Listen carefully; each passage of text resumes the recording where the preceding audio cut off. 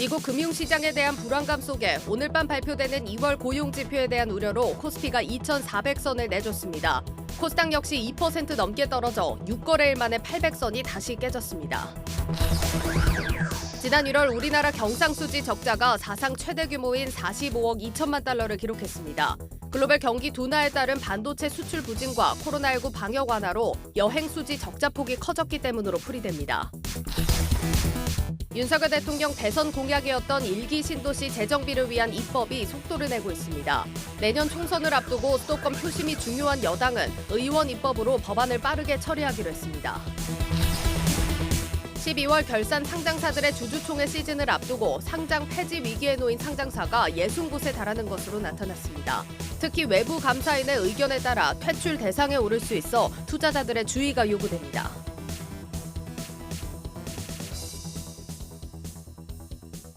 뉴스 플러스 시작합니다. 긴축 발작에 이어진 미국 금융 시스템에 대한 우려가 전 세계 주식시장의 투자 심리를 위축시킨 하루였습니다. 오늘 밤 발표되는 미국 고용지표에 대한 두려움까지 더해지면서 코스피는 2,400선, 코스닥은 800선이 무너졌습니다. 오늘 시장 상황 자세히 짚어보겠습니다.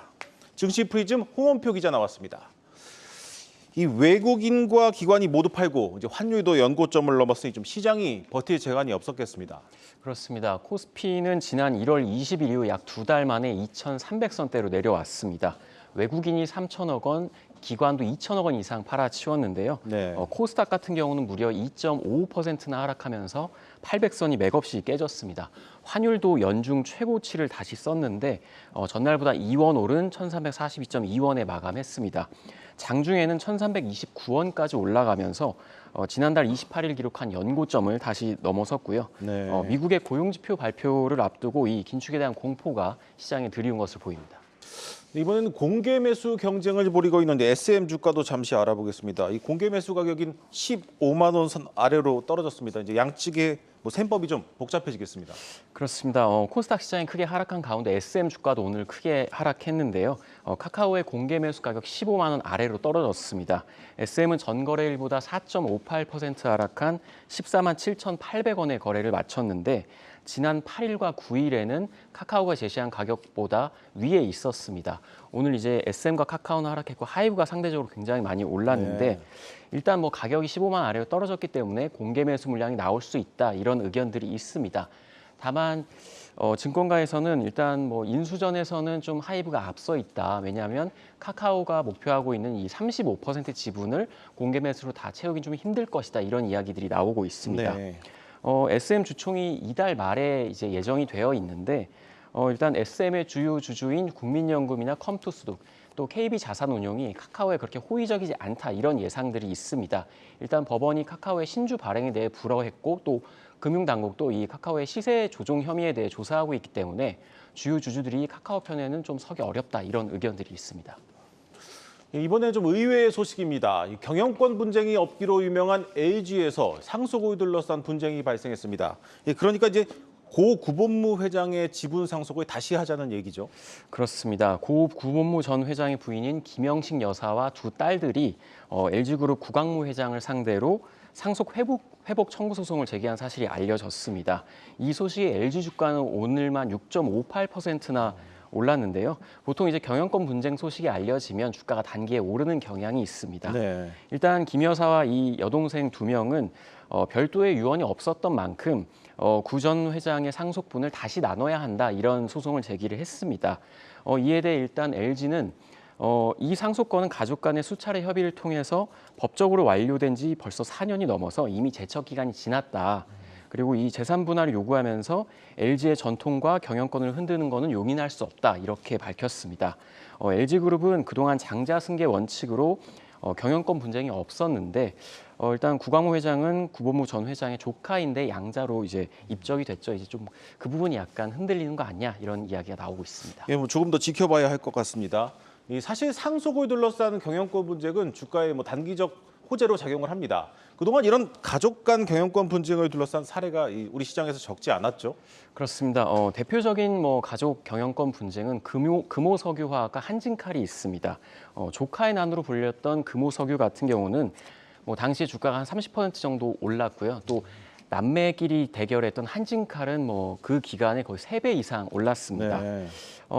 또 이 가족 간의 이제 분쟁은 아니지만 최근 벌어지고 있는 SM이나 남양유업 같은 경우도 이 경영권 분쟁이 오면서 주가가 단기에 급등을 하고 있습니다.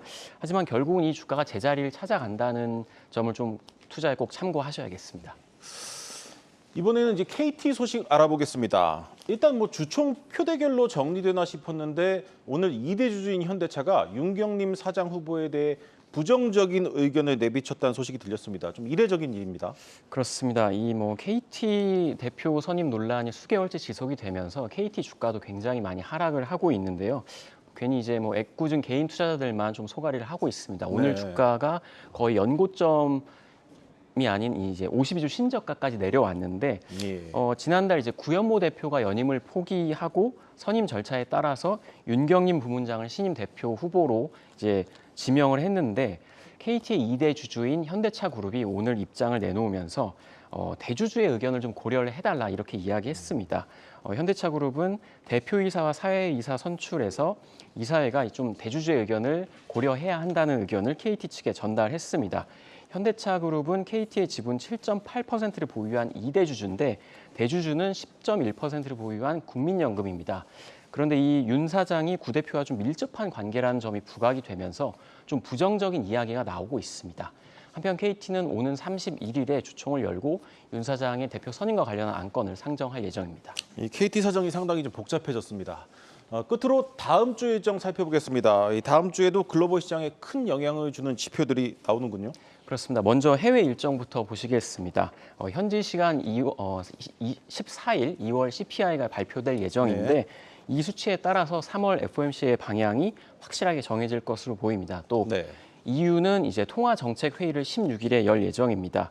2월 회의에서 빅스텝을 단행을 했는데 인플레이션 압력을 고려해서 3월에도 50bp를 인상하겠다 이미 이렇게 밝힌 바가 있습니다. 또 6월까지 양적 긴축을 지속할 예정이다 이렇게 좀 입장을 밝힌 바 있고요. 또 다음 주에는 본격적인 주총 시즌입니다. 삼성그룹이 가장 먼저 주총을 여는데 네. 오늘 좀 오만전자로 다시 내려왔기 때문에 그렇습니다. 이번 주총 때 좀 개인 투자자를 위한 어떤 좀 당근책을 내놓을지도 좀 주목이 되고 있고 또 16일에는 호텔신라 또 삼성생명이 주총을 여는데 호텔신라 같은 경우는 이부진 사장의 연임 안건이 올라와 있습니다. 또 17일에는 LG U+와 기아의 주총도 예정돼 있습니다. 네. 잘 들었습니다. 증시 프리즘 홍원표 기자였습니다.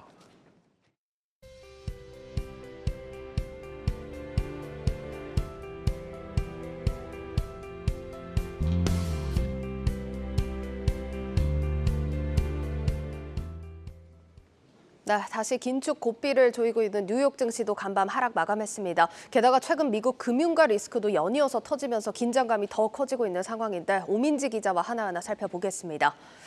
오 기자, 특히 금융주들 낙폭이 컸습니다. 이슈 좀 정리해 볼까요? 네, 일부 미국 금융회사에서 시작된 이 파산 사태가요, 금융 산업에 대한 불안을 야기했고 결국에는 이 금융주 매도까지 이어졌습니다.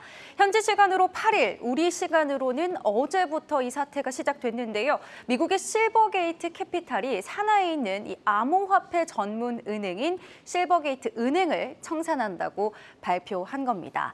이 실버게이트 은행은요, 암호화폐를 뭐 달러나 유로 같은 일반 통화로 바꿔서 보관하는 그런 서비스를 주로 제공했습니다. 예. 그런데 지난해 있었던 이 가상자산 거래소 FTX 이 파산을 하면서 그 여파로 연쇄적인 영향을 받은 겁니다.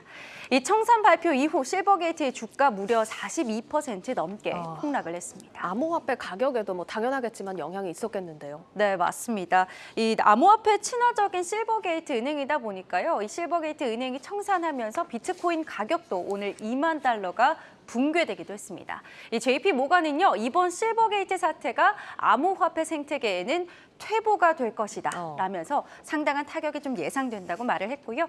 마이클 바 연준 금융감독 부의장은요, 은행들이 이 암호화폐를 직접 이 대차 대조표에 보유하는 것은 좀 위험하다라면서 앞으로 추가 가이드라인을 마련하겠다라고 말했습니다. 알겠습니다. 자, 그리고 이게 끝이 아닙니다. 오늘 SVB 파이낸셜에서도 이제 개요톡 이제 뉴스에 이름을 올렸는데 이거는 어떤 사건입니까? 네, 이 SVB 파이낸셜은요, 스타트업을 주로 고객으로 하는 이 지방 은행들을 소유하고 있는 그룹입니다. 예. SVB의 약 약자이기도 한 이 실리콘밸리 뱅크, 즉 실리콘밸리 은행이 모기업이 되기도 합니다. 네. 이 실리콘밸리 은행이 경영 악화에 따라서 보유 중인 채권을 팔면서 18억 달러의 손실이 발생하게 됐습니다. 네. 이 손실을 메우기 위해서 22억 5천만 달러 규모의 유상증자를 하겠다 이렇게 발표를 한 겁니다. 네. 그러면서 SVB 파이낸셜의 주가 무려 60.41%나 폭락을 했습니다. 예. 이번 SVB 사태는요, 연준이 공격적인 금리 인상을 단행하면서 시작됐는데요.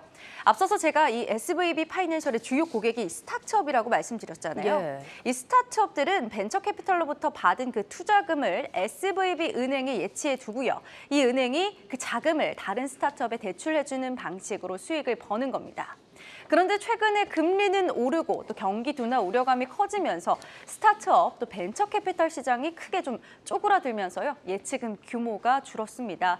유동성에 어려움을 겪으면서 예치금을 맡긴 스타트업에 돈을 다시 돌려주기도 힘들어졌고요. 네. 또 새로운 대출을 이끌어내서 수익을 만들기도 어려워진 겁니다. 네, 그러니까 자금 구하기가 힘들다 보니까 그렇죠. 가지고 있던 채권을 판 거네요. 네, 맞습니다.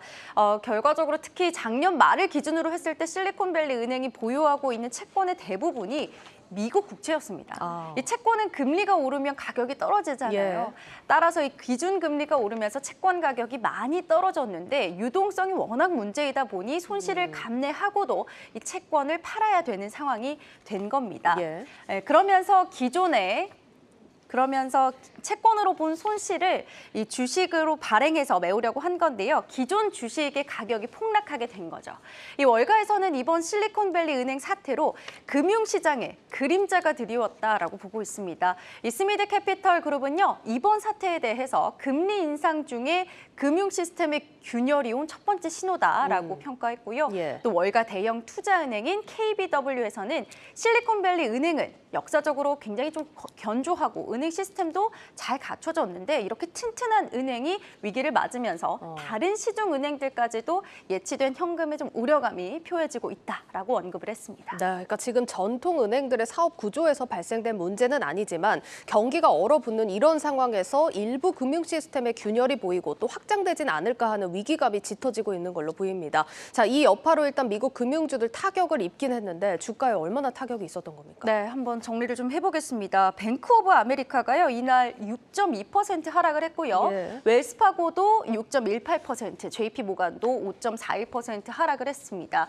이 정도는 어느 정도 선전했다고 볼 수 있는 게요. 그렇네요. 팩 웨스트 뱅코프 같은 경우는 25% 넘게 하락을 했고요. 퍼스트 리퍼블릭 뱅크 또 찰스 슈왑 역시도 10% 넘게 하락 마감했습니다.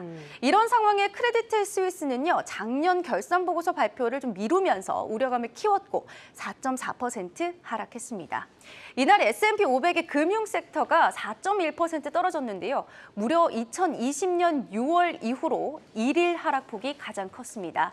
월스트리트 저널에 따르면 미국의 4대 은행 주가가 동시에 급락을 하면서 이날 하루만 시총 총 420억 달러, 우리 돈으로 환산을 해봤더니 62조 원이나 날아갔다고 합니다. 네, 정말 어마어마한 규모입니다. 아직 금리 인상 기조가 또 이어지는 만큼 금융주 투심이나 전망까지도 좋지 못할 것 같은데 월가 시각은 어떻습니까? 네, 월가에서도 이 유동성 위기로 인해서 한계에 도달하게 되는 미국 은행들이 충분히 더 나을 수 있다라고 경고하고 있습니다. 연준이 금리 인상 속도를 다시 올리게 되면 은행들이 많이 보유하고 있는 채권 가치 여전히 더 떨어질 수 있기 때문인데요. 이와 함께 이 투자자문사인 제니 몽고메리 스콧은요. 투자자들은 연준의 과잉 긴축으로 은행 대출 수요가 줄어들 것이다 라면서 대출 수익 역시도 좀 부정적으로 전망을 했습니다. 결국 연준의 긴축과 맞물려서 금융주들이 전반적인 위기를 맞을 수 있다 이런 경고인데요. 금융 리스크가 커지고 있는 점 충분히 고려하셔서 투자에 참고하셔야겠습니다. 네, 뉴욕 증시 상황 살펴봤습니다. 고웨스트 오민지 기자였습니다.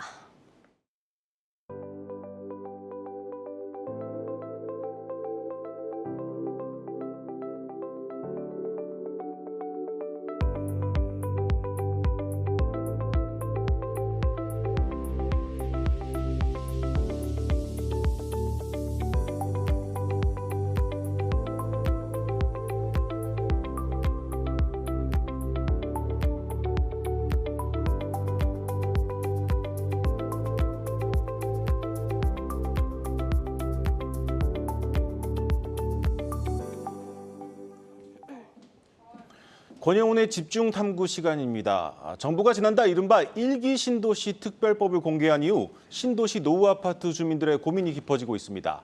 이 특별법이 재건축 용적률 상한을 최대 500%까지 허용하기로 하면서 이를 두고 주민들 사이에서는 갑론을박도 벌어지고 있습니다. 네, 권영훈 기자와 함께 살펴보겠습니다.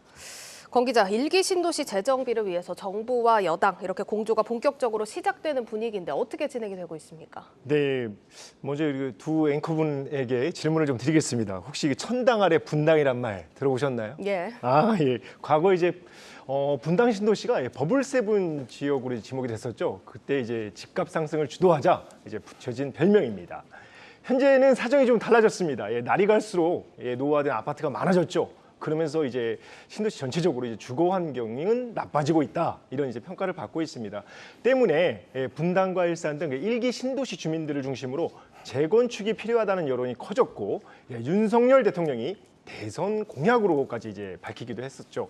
그리고 이제 정부는 지난달 앞서 우리 김민수 앵커가 이제 소개해 준 대로 노후계획도시 정비 및 지원에 관한 특별법 주요 내용을 공개했습니다. 1기 신도시 재건축을 위해서 이제 각종 규제를 풀고, 그리고 온갖 그 지원책을 이제 이 안에 특별법 안에 담았는데요. 좀 주요 내용을 좀 하나하나 좀 살펴보겠습니다. 우선 특별 정비구역 적용 대상에 1기 신도시를 포함해 택지 조성 사업 완료 후 20년이 경과한 100만 제곱미터 이상 택지로 범위를 넓혔습니다. 이제 앞서 이제 말씀드린 대로 20년이라고 했죠. 근데 우리가 보통 이제 일반적으로 재건축 연한은 30년부터입니다. 그러니까 10년이나 줄어든 거죠. 아주 이게 눈에 띄는 부분이고요. 여기에다가 안전진단을 면제 또는 완화해주고 용적률을 최대 이제 500%까지 높일 수가 있습니다. 여기서 핵심은 바로 용적률입니다. 건물 연면적을 대지 면적으로 나눈 건데 높이를 좌우하는 이제 수직적 건축 밀도의 개념입니다. 1기 신도시 아파트 단지가 중층 이상으로 이제 높은 용적률 때문에 이제 사업성이 나오지가 않아서 재건축이 쉽지가 않았는데요. 현재 1기 신도시 용적률을 좀 보겠습니다. 169%에서 226%입니다. 그런데 최대 500%까지 높여준다면 15층에서 20층 아파트가 30층 이상, 50층 이상 이렇게 더더욱 높아지게 되는 겁니다. 자, 1기 신도시 재건축은 앞서 말씀드린 이제 윤석열 대통령의 이제 대선 공약입니다. 규모를 볼 때 사실상 그 현 정부 최대 개발 사업인 셈인데요. 때문에 그 정부가 파격적인 특례 조항을 이번 특별법에 담은 것으로 보입니다.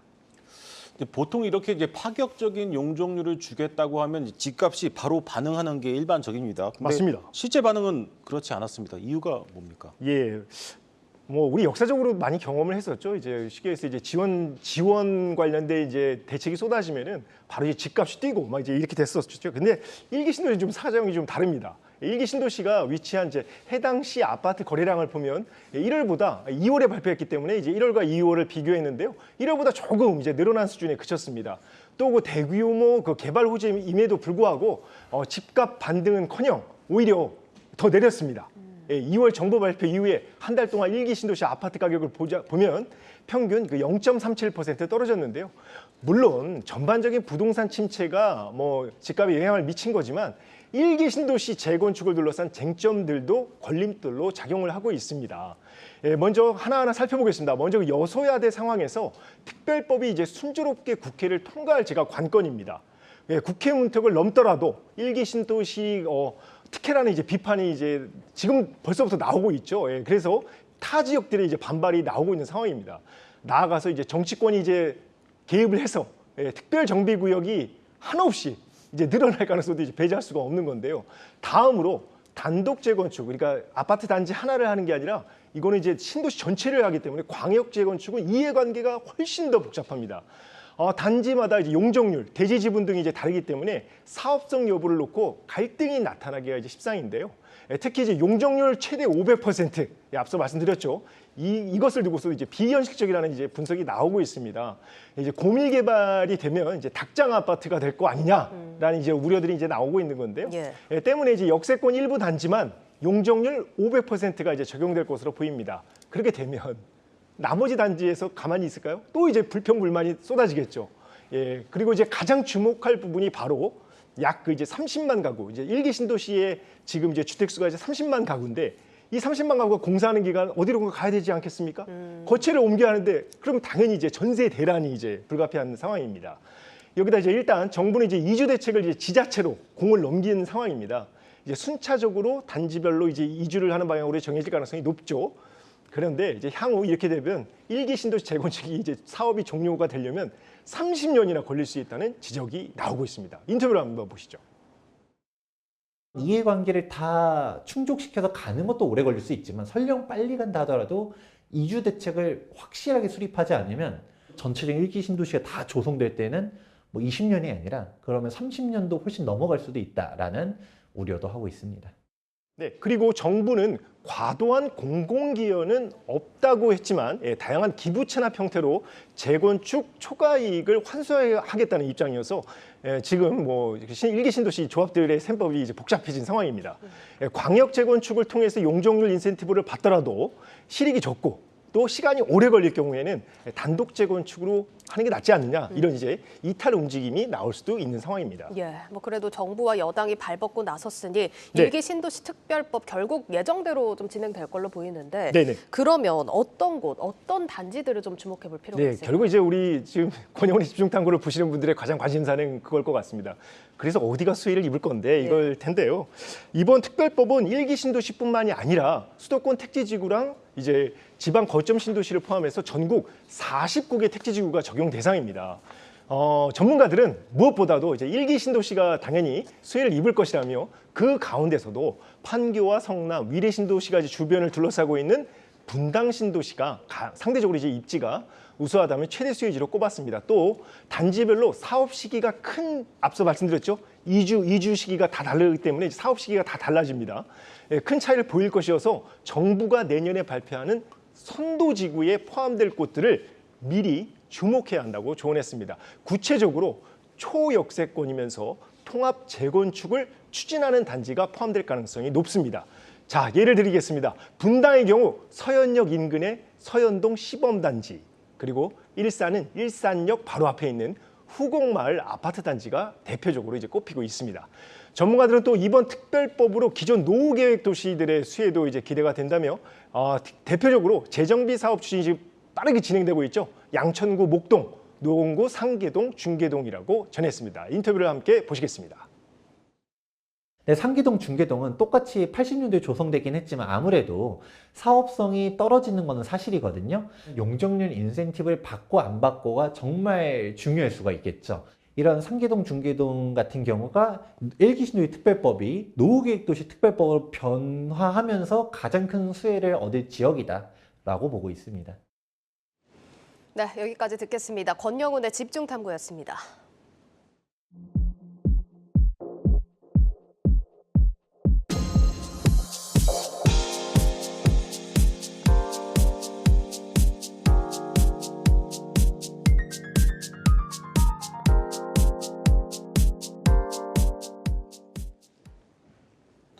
얼마 전 보라매라고 불리는 한국형 전투기 KF-21이 국내 최초로 개발한 항공기 레이더를 장착하고 시험 비행을 시작했습니다. 이 현대 공중전에서 승패를 가리는 핵심 장비 중 하나인 이 A사라고 불리는 최첨단 레이더가 국내 기술로 개발돼 처음 탑재된 겁니다. 오늘 방산인사이드 산업부 송민아 기자 나왔습니다. 이 먼저 A사 레이더 이제 이름부터 좀 생소합니다. 이거부터 네. 자세히 좀 설명해 주시죠. 네, 앵커께서는 만약에 내가 차를 몰고 운전하고 가야 되는데 내 차에 운전대가 없다. 네. 그러면 어떻게 할까요? 뭐 어디 갈 수가 없겠죠. 네, 그렇죠. 결국엔 차가 굴러는 갈 수는 있지만 뭐 엉뚱한 곳으로 가거나 또는 뭐 사고가 날 수도 있겠죠. 결국에는 목적지까지 이 탑승자를 안전하게 이동하는 그런 목적을 이룰 수가 없을 것 같습니다. A사 레이더가 바로 이 자동차의 운전대와 같은 그런 역할을 하는 전투기에서 한다고 볼 수가 있는 겁니다. 이 전투기가 적을 발견하고 또 파괴하려면 목표물을 놓치지 않고 추적 감시해야 하는데 이 역할을 A사 레이더가 담당을 합니다. 지금 사진에 보시면은 전투기 앞부분에 달린 빨간색으로 이제 커버가 씌워져 있는 부분인데요. 저게 보안 사항 때문에 커버가 좀 씌워놨는데 안을 실제로 보면은 약간 좀 침 바늘 모양으로 되어 있는 것을 알 수가 있습니다. 자, 이 전투기가 이렇게 에이사 레이더는 그동안 이 동그란 형태의 그런 안테나에 층처럼 생긴 그런 한 1000여 개의 그런 소형 송수신 모듈을 장착하고 있습니다. 이 모듈이 각각 전파 위상을 조정하고 또 전자적으로 레이더 빔 방향을 바꾸면서 목표물을 포착하는 것이 가능합니다. 이 에이사 레이더를 전투기의 눈이다라고 부르는 이유이기도 한데요. 네. 초음속을 넘나드는 그런 민첩한 전투기에서 목표물을 추적하기란 상당히 까다롭기 때문에 이 관련 기술 수준이 높은 미국이나 또는 이스라엘 정도가 전투기용으로 적합한 에이사 레이더 제작 기술을 갖춘 것으로 평가를 받고 있습니다. 예, 이 에이사 레이더는 이제 사실 어느 국가도 기술을 전수해주지 않아서 뭐 우리가 직접 개발할 수밖에 없었다, 뭐 이런 얘기도 들리던데 실제 네. 개발 과정은 좀 어떻습니까? 개발 과정이 순탄치 않았습니다. 국방부 예하 이 국방과학연구소와 그리고 방사청의 주축으로 개발을 좀 주도를 했고요. 그리고 지난 2020년 하나시스템이 에이사 레이더의 그 시제품을 완성을 했습니다. 그런데 업계를 좀 더 취재를 해보니까 원래 이 하나시스템이 직접 기술을 개발하려고 했던 것은 아니었습니다. 앞서 좀 말씀을 드렸던 것처럼 에이사 레이더 기술이 워낙에 좀 알려진 게 없고 그리고 이제 고도의 기술을 좀 요하다 보니까 군 당국과 또 방산업계가 로키드 마틴이나 보잉과 같은 그런 해외 유력 업체의 기술을 이전받아서 국산화한다라는 계획을 세웠었습니다. 그런데 돌연 미 의회에서 이 해당 기술의 이전을 금지하면서 난관에 봉착을 했고요. 네. 국내 방산업계에선 이 레이더 기술이 가장 앞선 하나시스템을 주축으로 국방과학연구소와 함께 이 에이사 레이더 기술을 직접 개발하기로 결정을 했던 겁니다. 이 시제품을 만들고 실제 기체에 탑재하기까지 뭐 2년 이상 걸린 것 같습니다. 그렇다면 이제 실제로 테스트를 해보니 그 결과는 좀 어떤 수준이었습니까? 네, 일단 이 하나시스템 같은 경우에는 2020년도에 이 에이사 레이더 이 시제품을 완성한 것을 시작으로 지난해 말부터 지난달까지 B737 항공기를 개조해서 만든 그런 일반 항공기에 탑재를 해서 개발 시험 평가를 진행을 했습니다. 이 역할을 한 이유는 초음속 전투기 이 비행 시험에 앞서서 한 그런 테스트다라고 볼 수가 있는 건데요. 모두 18차례 비행 시험을 치렀고요. 최종적으로는 요구 성능과 또 개발 목표를 모두 충족을 시킨 상태입니다. 지난 4일에는 방사청이 한국형 전투기 KF-21에 이 에이사 레이더를 처음으로 탑재해서 비행 시험에 나섰고 성공적으로 마쳤다라고 밝힌 바가 있습니다. 오는 2026년까지 90여 차례의 이런 비행 시험이 남아 있는데 방사청과 이 업계는 일단 첫 단추를 잘 끼운 것으로 평가를 했습니다. 장비의 특징을 조금 더 설명을 드리자면 미국이나 이스라엘의 그 레이더 장비가 이 감시 사각이 좀 발생하는 반면에 국산 에이사 레이더의 경우에는 360도 사각이 없이 감시가 가능하다고 합니다. 공대공 모드 성능이나 또 추적 정확도와 같은 이런 고난도 기술 평가까지 모두 마치게 된다면 경쟁사보다 조금 더 우수한 그런 에이사 레이더를 개발할 수 있을 것으로 업계는 내다봤습니다. 이 말씀하신 것처럼 이제 에이사 레이더는 이 현대 공중전에서 승패를 가르는 이 핵심 장비입니다.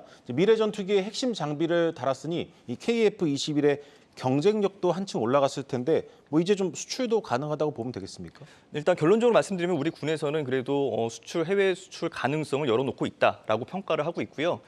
우리 군은 특히 이 세계 이 군용기 시장에서 우리 전투기의 그런 수출 경쟁력이 높아질 거다라고 내다보고 있습니다. 세계 최고 수준의 그런 에이사 레이더를 탑재한 초음속 전투기라는 인식이 확산을 하게 된다면 이 글로벌 시장에서 가격 경쟁력을 갖출 수가 있기 때문에 해외 수주의 기회는 더 많아질 것으로 기대를 하는 겁니다. 이와 관련한 관계자 인터뷰 함께 보겠습니다. 양산 시점은 한국형 전투기 양산과 동일하게 2026년부터 양산될 예정이며 앞으로 해외 수주 가능성이 있을 것으로 저희들은 예상하고 있습니다. 네, 국방부는 또 이 KF-21의 국내 개발은 전투기 핵심 부품 그 산업 분야에서 기반을 확충하고 또 독자 개발 능력을 확보한다라는 의미에서 좀 더 의미가 있다라고 평가를 하면서 연간 산업과의 그런 시너지 효과도 전망을 했습니다. 최근 이 KF-21을 만드는 카이가 양산을 대비해 인력 수급에 나섰다고 하는데 기대가 커지고 있습니다. 방산인사이드 송민아 기자였습니다.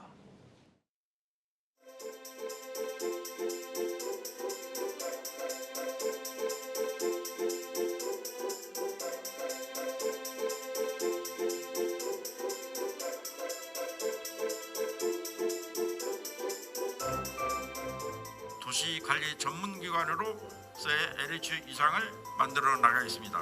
기존의 택지 개발보다는 재건축, 재개발, 리모델링을 확대하고 노후 계획 도시와 재정비와 도시 관리 기능도 강화시키겠습니다.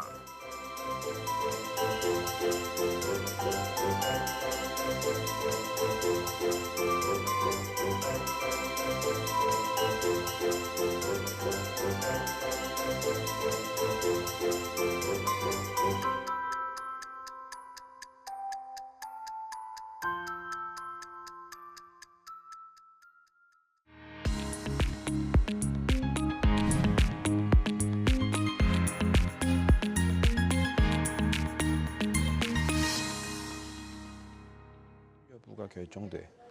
18년에 인수한 가구회사 신세계가사에 지금 잇따라서 자금 수혈에 나선 상황입니다. 인수 뒤 줄곧 적자를 내면서 자금 상황이 악화되고 성장통이 길어지는 영향인데 신세계가사 언제쯤 홀로서기를 할 수 있을 것인지 유통산업부 김예원 기자와 함께 보겠습니다. 김 기자, 신세계가사가 10개월 만에 또다시 자금 수혈에 나선 거죠? 네, 신세계그룹은 작년 4월에도 신세계가사에 200억 원을 출자했는데요. 예. 1년 만에 총 600억 원 규모의 출자에 나서면서 신세계가사의 자금줄을 좀 자처하고 있습니다. 부동산 경기 침체로 지난해 가구업체들 상황이 다 어려웠습니다. 신세계가사는 지난해 매출 2,681억 원, 영업손익 277억 원을 기록했는데요. 매출은 전년보다 16.5% 늘었지만 영업적자는 역대 최대 규모입니다. 지난해 1분기 첫 분기 흑자를 내며 연간 흑자 기대감이 좀 커졌었는데 주택 거래량이 줄면서 인테리어 수요가 좀 급감한 데다 할인 판매 등으로 수익성이 악화됐다, 좀 이렇게 설명을 하고 있습니다. 하지만 지난 정부 시절 부동산 시장이 초호황일 때도 좀 적자를 냈다는 점에서 충분한 설명은 좀 못 됩니다. 네. 좀 살펴보도록 하겠습니다. 이 까사미아라는 사명에 익숙하신 분들이 조금 더 많을 것 같은데 신세계그룹이 까사미아를 인수한 이후에 계속해서 줄곧 적자라고요? 네, 맞습니다. 신세계가사는 1982년 설립된 중견 가구업체 까사미아를 이제 18년에 인수를 하면서 신세계그룹에 좀 편입된 회사입니다. 네. 정유경 신세계 총괄 사장이 경영에 나선 뒤 첫 M&A를 한 작품으로도 좀 주목받기도 했는데요. 까사미아는 인수 전만 해도 1,000억 원대 매출과 매년 5%에서 10% 영업이익률을 유지해오던 회사였습니다. 그럼 인수 이후에 적자 전환? 네, 맞습니다. 때문에 신세계의 전략 실패가 아니냐, 경영 능력 부족이 아니냐 이런 비판도 업계에선 좀 없지 않았는데요. 하지만 신세계가사는 체질 개선을 위한 성장통이다, 이렇게 좀 설명을 하고 있습니다. 체질 개선을 위한 성장통이다. 이게 좀 애매합니다. 어떤 뜻일까요? 고급화 전략에 따라 점포 체질 개선을 좀 했다는 의미인데요. 까사미아는 인수 당시 가두 상권을 중심으로 72개 매장을 운영하고 있었습니다. 실제 오프라인 매장은 지난해 104개까지 늘었는데요. 숫자로만 보면 증가폭이 좀 크지 않다고 느끼실 수도 있는데 지난해만 9개 매장 문을 닫고 15개를 신규로 오픈을 했습니다.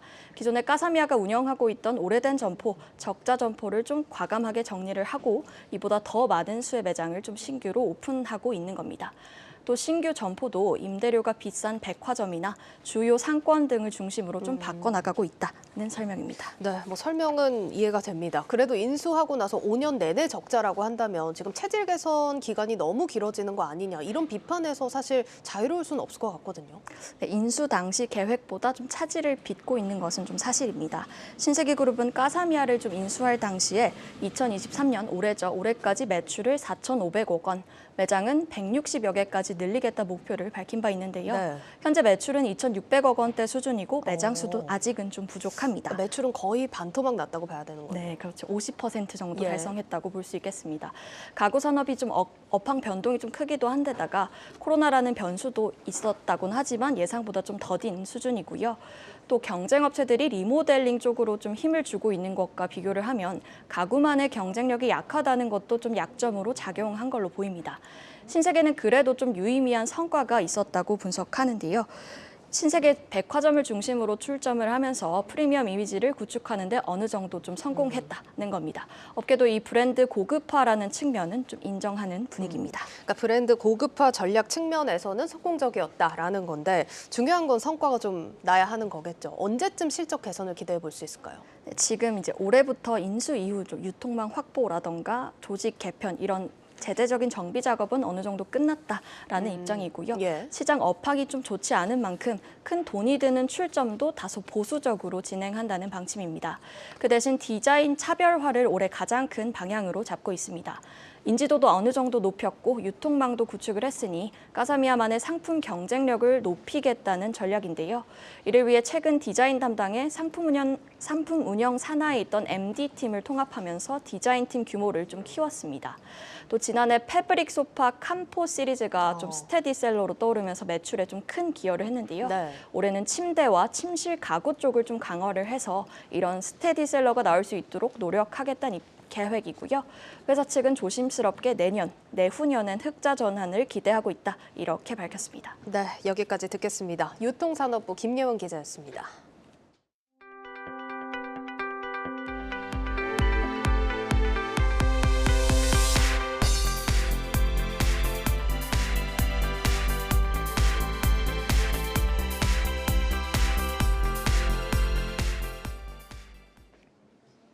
(12월) 결산 상장사들의 주주총회 시즌을 앞두고 증시 퇴출 위기에 놓인 상장사가 60곳에 달하는 것으로 나타났습니다. 특히 지난해에도 비적정 의견을 받은 19곳은 올해 사업보고서에 따라 퇴출 여부가 결정돼 투자자들의 주의가 요구됩니다. 문영민 기자입니다. 3월 현재 주식시장에서 관리 종목으로 지정된 상장사는 유가증권시장 12곳, 코스닥 시장 55곳. 이 가운데 지난해 회계연도 감사 의견이 상장 유지 결정에 변수로 작용할 상장사는 각각 6곳, 54곳입니다. 유가증권 시장의 해당 종목들 모두 반기 보고서에서 한정, 의견 거절 등 비적정 감사 의견을 받았고 코스닥 시장의 경우도 마찬가지였습니다. 이들 기업이 이달 말 감사 보고서에서 외부 감사인으로부터 비적정 의견을 받는다면 상장 폐지 사유에 해당됩니다. 이렇게 비적정 감사 의견을 받아 상폐 기로에 놓였던 기업은 2020년부터 꾸준히 60곳을 넘고 있습니다. 다만 상장사가 외부 감사인으로부터 비적정 의견을 받는다고 해도 곧바로 상장 폐지 절차를 밟지는 않습니다. 2019년부터 2년 연속으로 비적정을 받은 경우에만 상폐 심사를 거치도록 기준을 완화했기 때문입니다. 그렇다면 올해 상장 폐지 심사대에 곧바로 오를 것으로 전망되는 기업은 몇 곳이나 될까? 2021 회계연도 감사보고서에서 지난해 비적정을 받은 곳은 유가증권 시장 3곳, 코스닥 시장 16곳 등 모두 19곳. 문제는 이 종목 모두 지난해 2022년 반기 보고서에서도 한정, 의견 거절 등 비적정 성적표를 받았다는 겁니다. 만약 단기간 안에 비적정 사유를 해소하지 못한다면 이달 말에 나올 감사보고서에서도 같은 의견일 가능성이 큽니다. 보통의 경우는 앞으로 이 회사가 뭔가 계속 기업 과정이 안 된다거나 진짜 뭔가 문제가 큰다거나 이런 경우에 부적정을 주는 거라면 그게 6개월 만에 그게 해소가 잘 안 되지. 그리고 6개월 만에 만약에 해소될 정도의 회사면은 반기의 의견 거절 부적정을 안. 결국 2년 연속 비적정 의견을 받는다면 거래소에 개선 계획서를 제출해야 하고 6개월에서 1년이라는 개선 기간이 부여됩니다. 단 해당 기간 동안 주식 매매는 계속 정지되기 때문에 투자자들은 장기간 거래 정지로 돈이 묶일 수밖에 없습니다. 상장사들의 사업보고서 제출 시즌이 본격적으로 개막한 가운데 상폐 경고음이 울리는 기업에 대한 투자의 각별한 주의가 요망됩니다. 한국경제TV 문영민입니다. 지난해 단군 이래 최대 IPO로 불렸던 LG 에너지솔루션 상장을 맡으면서 투자은행 업계 신흥 강자로 떠오른 KB증권이 올해는 자산관리로 눈을 돌렸습니다. IPO 시장이 얼어붙으면서 증권사들에게 자산관리 부문의 중요성이 그 어느 때보다 커지고 있습니다. KB증권 박정림 대표를 배성재 기자가 만났습니다. 박정림 KB증권 대표의 올해 중점 전략은 투자자와 접점 늘리기로 요약할 수 있습니다. 방법은 디지털 서비스 강화입니다. 기본적으로는 디지털에서 자산 관리를 하는 고객님들께 편리함, 그다음에 여러 가지 좋은 상품을 비대면에서도 가입하실 수 있도록 하는 거. 다음 달 출격을 앞둔 다이렉트 인덱싱 서비스도 이와 같은 일환 중 하나입니다. 다이렉트 인덱싱은 직접 지수를 만들고 운용하는 서비스로 개개인 맞춤 ETF로도 불립니다. KB 자산운용과 같이 다이렉트 인덱싱을 지금 준비하고 있거든요. 그러니까 저희 마블이라는 앱을 통해서도 아마 4월 말부터는 다이렉트 인덱싱을 하실 수 있을 것 같습니다. 올해 조직 개편에서 디지털 부문도 신설했습니다. 디지털과 플랫폼, IT 조직을 통합한 부문으로 온라인 위탁 매매와 자산 관리와 같은 증권 업무 조직이 함께 들어간 게 특징입니다. 디지털 부문 신설은 고객 경험 중심 금융투자 플랫폼 경쟁력 강화에 힘을 싣기 위한 결정이었습니다. 안정적인 수익력을 강화하고 금융투자 플랫폼 중심 사업 역량 강화로 정할 정도로 플랫폼 경쟁력을 강조하고 있고, 분산원장 기술을 증권에 도입하는 이른바 토큰 증권 사업도 제공 가능한 상품을 늘릴 수 있다는 점에서 적극적입니다. 올해 중에 관련 업체와 제휴를 발표하고 나아가 토큰 증권 발행과 유통 준비를 맞춰놓는다는 목표입니다. 플랫폼에 대한 개발은 상당히 진도가 나갔는데 혁신적인 상품을 소싱하는 업체와 제휴 관계를 맺어서 혁신금융 서비스를 통과해서 올해 안에 토큰을 발행하고 유통할 수 있도록 하는 것이 저희 꿈이지만 열심히 노력해 보도록 하겠습니다. 한국경제TV 배성재입니다. 생성형 AI를 활용해 교육 콘텐츠를 만드는 한 스타트업이 네이버와 카카오의 투자를 동시에 받아 화제를 모으고 있습니다. 이 스타트업, 챗GPT와 같은 기술이지만 교육 분야에서만큼은 자신들의 서비스가 더 낫다고 자부하고 있습니다. 스타트업 나우 정호진 기자입니다. 스마트폰이 현 시대의 필수품이 됐다는 짧은 문장을 입력했더니 10초 만에 영어 시험 지문이 만들어집니다. 빈칸 채우기, 순서 바꾸기 등 다양한 문제와 해설도 클릭 몇 번이면 완성되는데 난이도에 따라 초중등 필수 어휘의 비율도 보여줍니다. 생성형 AI를 개발에 접목했더니 영어 문제를 만드는 데 드는 비용도 이전에 비해 10분의 1로 줄었습니다. 서비스를 개발한 스타트업의 대표는 챗GPT와 같은 기술을 활용했지만 교육 분야에서만큼은 낫다고 자신했습니다. 챗GPT로 굉장히 쉽게 문제들 만들 수 있죠. 근데 저희는 이 생성만으로는 이 부가가치를 만드는 건 이제는 더 이상 아니라고 생각합니다. 문제를 만든 다음에 이게 몇 학년에게 적합하고 여기에 적합한 단어로 이루어져 있고 이 구성이 적합하고 문제의 정답률이 어떠하고 이런 부가적인 것들이 이제 모두 제공이 되어야지. 현재 아티피셜 소사이어티는 AI 원천 기술의 특허 6건을 보유했고 영어 문제를 만드는 것뿐만 아니라 다양한 교육 콘텐츠를 선보였습니다. 학생이 글을 읽는 시선을 추적해 문해력을 키워주는 모바일 앱은 출시 3개월 만에 누적 가입자 14,000여 명을 유치했고 국내 유명 학원에도 AI 기술을 제공하고 있습니다. 네이버와 카카오 등 국내 빅테크들도 기술력과 시장성을 인정해 아티피셜 소사이어티에 투자를 단행했습니다. 국어 영역, 문해력 시장에 IT 기반의 회사로 어떤 독점적인 지위를 차지하면서 들어가고 있고요. B2B로 제공하는 원천 기술 같은 경우에는 현재는 그 생성 기반 AI를 가지고 이런 계약건에 대해서 하고 있고요. 정부가 디지털 기반 교육 혁신 방안으로 AI 디지털 교과서에 대한 정책을 발표하며 새로운 교육 시장이 열리고 있는 상황. 김기영 대표는 국내 AI 교육 시장을 빠르게 선점하는 동시에 글로벌 시장으로 사업을 확장할 계획이라고 밝혔습니다. 레서를 성공적으로 한국 시장에 안착시켜서 안정적인 현금 흐름을 확보하고 생성형 AI 기반 젠큐라는 서비스를 영국에 있는 중학교 선생님도 쓰고 저기 베트남에 있는 초등학교 선생님도 쓰고 학원에서도 쓰는 그런 글로벌라이즈된 서비스를 구축하는 것이 올해의 목표입니다. 한국경제TV 정호진입니다.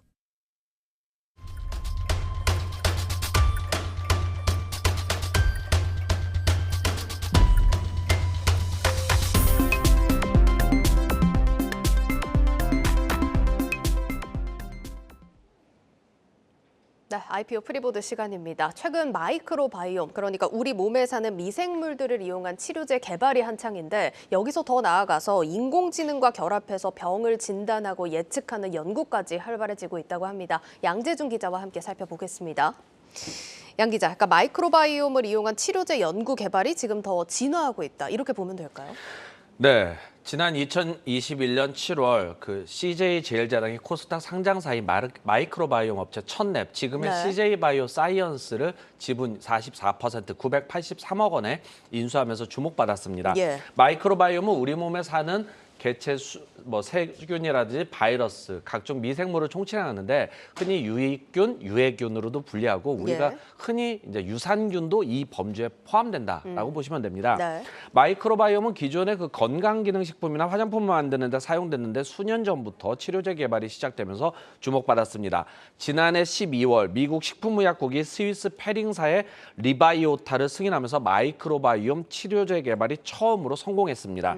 마이크로바이옴은 치료제 연구 개발과 결합하면서 이제는 바이오마커로 한 단계 진화하는 모습입니다. 네. 바이오마커는 그 단백질, DNA, RNA, 리보핵산이나 대사물질 등을 이용해서 몸 안의 변화를 어떻게 알아낼 수 있는 지표들을 말하는데요. 예.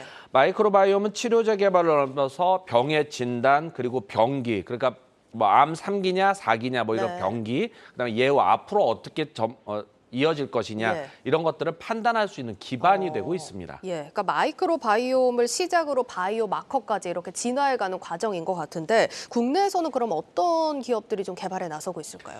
네, 그 마이크로바이옴과 관련해서는 중소바이오텍뿐만 아니라 대형 제약사 그리고 대기업들 역시 제휴나 M&A를 통해서 활발하게 연구 개발이 진행 중입니다.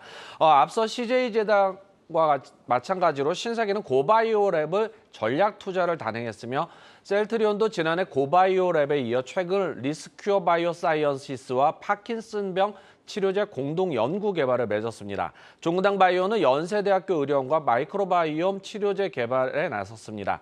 유한양행은 지난해 9월 마이크로바이옴 치료제 개발을 위해서 A2젠을 인수했고 LG화학은 지노맨 컴퍼니와 마이크로바이옴 항암제 개발을 진행하고 있습니다. 또 지아이노베이션은 자회사인 지아이바이옴은 지난달 식품의약품안전처에 그 대장암, 직장암, 신약 후보 물질 임상 1상을 신청을 했는데 승인을 받아가지고 본격적인 바이오마커 분석 개발에 나섰습니다. 그렇군요. 여기서 이제 한 발 더 나아가서 인공지능 기술을 또 접목해서 또 결합을 시키는 이런 연구도 진행이 되고 있다고 하는데 결국에는 디지털 헬스케어 업계로 또 영역이 확장된다 이렇게 봐야 되는 거겠죠? 네, 인공지능 같은 경우 보통 신약 개발 또는 지금 의료 인공지능 개발, 이런 의료기기와 결합을 많이 하는데 말씀하신 대로 인공지능을 활용한 연구 개발 역시 좀 활발하게 전개되고 있습니다. 한컴 케어링크는 바이오 빅데이터 업체인 쓰리빅스와 마이크로바이옴 기반 바이오마커 분석 기술을 활용해서 건강검진 진단 개발에 나선다는 계획입니다. 인공지능 개발 유전체 분석 업체인 테라젠 지놈케어는 최근 마이크로 분석 업체인 그 이지놈과 마이크로바이옴 분석 서비스 구축을 위한 업무 협약에 나섰습니다. 또 DXNVX는 코리그룹과 당뇨, 비만 치료제 그리고 디지털 예방 솔루션 개발을 위해서 해외에서 관련 연구를 참여 중입니다. 의료 인공지능 업체인 그 아이도트는 마이크로바이옴 기반으로 간질환 치료제 AI 솔루션을 개발 중입니다. 마이크로바이옴 연구 결과에 차세대 염기 서열 분석이라는 NGS를 접목시켜서 그 알코올성 간질환을 특정하고 그리고 이를 알고리즘에 적용하는 원리입니다. 여기서 정재훈 아이도트 대표 얘기 들어보시겠습니다. 한 2년간 저희가 이미 개발해온 어떤 스피시스를 통해서 저희가 바이오마커를 찾았고요. 이번에 국내 또 그 유명한 의료재단과 다 추가 협업을 통해서 추가적인 고도화 작업을 하고 있습니다. 그래서 연내 하반기에는 상용화할 수 있도록 제가 강원 특구의 도움을 받아서 또 어떤 규제에 대한 부분들도 도움을 많이 받아서 저희가 그 하반기에는 사업화를 하려고 지금 하고 있고요. 네, 이렇게 업계 현황 그리고 국내 기업들의 기술 개발 사례들 좀 짚어보고 있는데 이렇게 연구가 더 진행이 되면 실제 환자들에게는 어떤 식으로 적용이 되고 어떤 식으로 좀 도움이 될 수 있다 기대를 해볼 수 있을까요? 보통 뭐 대장암이나 아니면 뭐 간암을 발견하기 위해서는 뭐 내시경 검사라든지 초음파 검사 이렇게 방법들은 많습니다. 대부분 환자들이 병원에 가서 이렇게 좀 검진을 하고 하는데요. 병원에 내원해서 검사를 받는데 민감도가 낮은 경우 발생할 수도 있고 정확도를 높이기 위해 어떤 조직 검사를 해야 하는데 환자에게 부담이 될 수도 있습니다. 인공지능을 활용할 경우 최근에는 뭐 인공지능을 활용해서 여러 가지 그 알고리즘을 활용해서 병을 진단하는 기술들은 상당히 높아지고 있으면서 검사의 정확도를 높일 수 있고 또 의료진의 어떤 예후 예측 관련을 상당히 높이는 방안인데요. 비용 역시 일반 검사보다 저렴하다는 장점이 있습니다. 여기서 정재훈 아이도트 대표에게 같이 들어보시겠습니다. 저희가 간단하게 인체 유래물 분변을 통해서 바이오마커를 찾는데 일단은 간 검사를 했을 때 좀 소비자 환자 고객들이 좀 부담 없이 접근할 수 있는 형태로 저희가 접근을 했고요.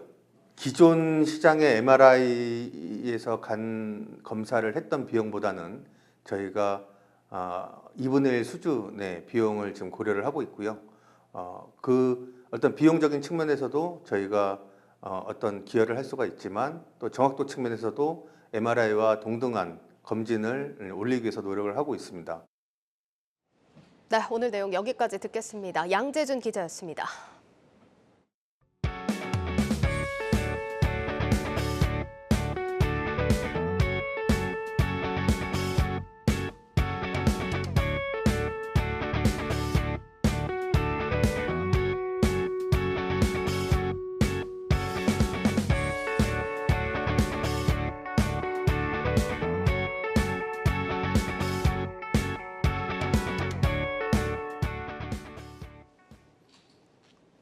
내일자 한국경제신문 미리 살펴봅니다. 첫 번째 기사입니다.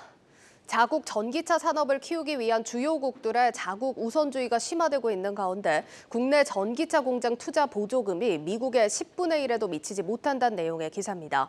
국내 투자 매력이 사라지면 전기차 공장 유치를 위한 글로벌 경쟁에서 뒤처지고 장기적으로 자동차 산업 기반이 무너질 수 있다는 지적이 나오고 있습니다. 한국경제신문이 현대자동차가 울산에 2조 원을 들여 지을 예정인 전기차 신공장 보조금을 분석한 결과 약 422억 원에 불과한 것으로 조사됐습니다. 현대차가 미국 조지아주에 6조 3천억 원을 투입해 전기차 공장을 지으면서 약 2조 5천억 원의 인센티브를 받는 것과 대조적이라고 신문은 전했습니다. 다음 기사 보겠습니다. 지난 1월 경상수지가 사상 최대 규모인 45억 2천만 달러 적자를 기록했다는 내용입니다.